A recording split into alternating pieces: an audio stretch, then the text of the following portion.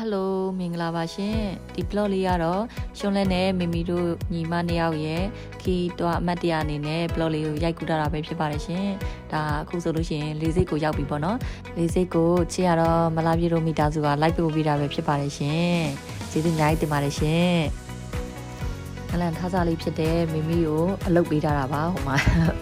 ဖောင်နေဖြည့်ခိုင်းတာပါတယ်သူကသွားနေကြဆိုတော့သူ့ဖောင်ဖြည့်ခိုင်းတာပေါ့နော်နလန်ထားစားရုပ်ကလေးကလှနေတာကိုညီမအိတ်တူစားအားရပါပြီဒီမှာမတက်ခင်ချိန်ပိုင်းလေးပေါ့နော်ရှုံးလဲတို့ညီမနှစ်ယောက်က2021ခုနှစ်ကပြည်ပခီးစဉ်ဖြစ်တဲ့ဘန်ကောက်မြို့ကိုပေါ့နော်ပထမဆုံးရောက်ခဲ့ပြီးတော့မှအခုဒါဆိုလို့ရှိရင်2025ခုနှစ်မှာဒုတိယတစ်ကြိမ်မြောက်ပြန်ပြီးတော့ပေါ့နော်ခီးစဉ်ကိုညီမနှစ်ယောက်အတူထွက်လာခြင်းပဲဖြစ်ပါတယ်လင်းမထွက်ခင်မိုးတွေတဲကြီးမဲကြီးချနေပါတယ်အမြဲတမ်း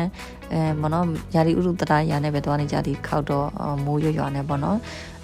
ခီးကိုထွက်ရခြင်းပဲဖြစ်ပါတယ်မိုးတိတ်တော့မှလင်းထွက်သွားတာပေါ့နော်ကဲရှုံးနေတော့နဲ့သူတို့ဘန်ကောက်ခီးစဉ်ကိုလိုက်ခဲ့ပါဖိတ်ခေါ်ပါတယ်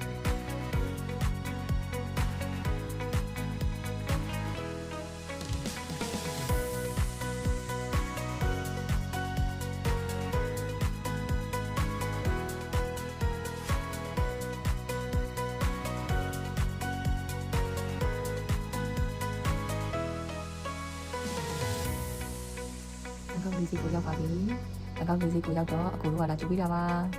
။အကူတို့ရဲ့ဟိုတယ်မှာပဲတဲတာဖြစ်ပါတယ်။ Places Campit ဟိုတယ်ပဲဖြစ်ပါတယ်ရှင်။ဒီမှာပြည်ကလာတဲ့လူတွေတော်တော်များများပေါ့နော်။တရုတ်ဆောင်ဆယ်လီတွေရောဒီမှာပဲတဲကြတာများကြပါတယ်ရှင်။ဟိုတယ်ကဝင်လိုက်တာနဲ့စိတ်ချမ်းချမ်းတလေးပါပဲဒီမှာ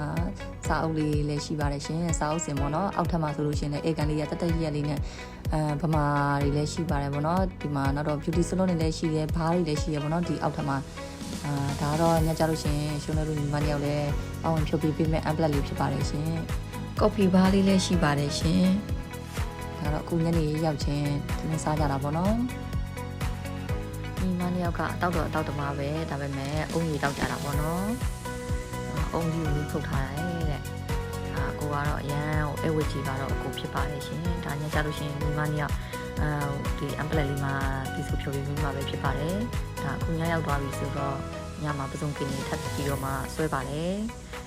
မိမိကတော့သူပထမဆုံးစဆိုတာပေါ့နော်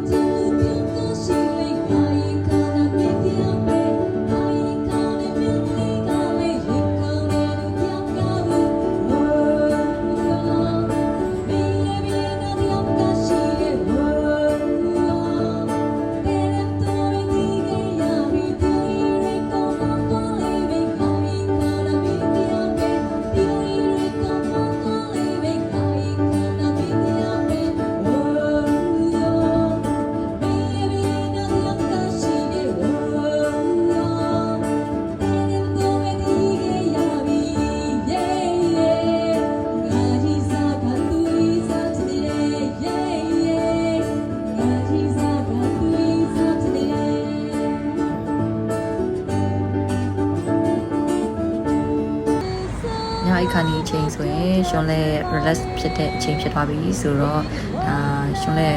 တချင်းလေးအမြဲတမ်းကြီးဆိုနေကြတာပေါ့နော်ဒါအခုလည်းဒါ relax အနေနဲ့တချင်းလေးကိုညီးပြီးတော့မှအိတ်တော့မှပဲဖြစ်ပါတယ်ရှင်အားလုံးပဲဒီ blog လေးကိုကြည့်ရှုတဲ့လူတွေအားလုံးစိတ်ချမ်းသာခြင်းကိုယ်ကြီးကျန်းမာခြင်းနဲ့ပြည့်စုံကြပါစေလို့ဆုမွန်ကောင်းတောင်းပေးလိုက်ပါတယ်ရှင်အားလုံးပဲ good night ပါရှင်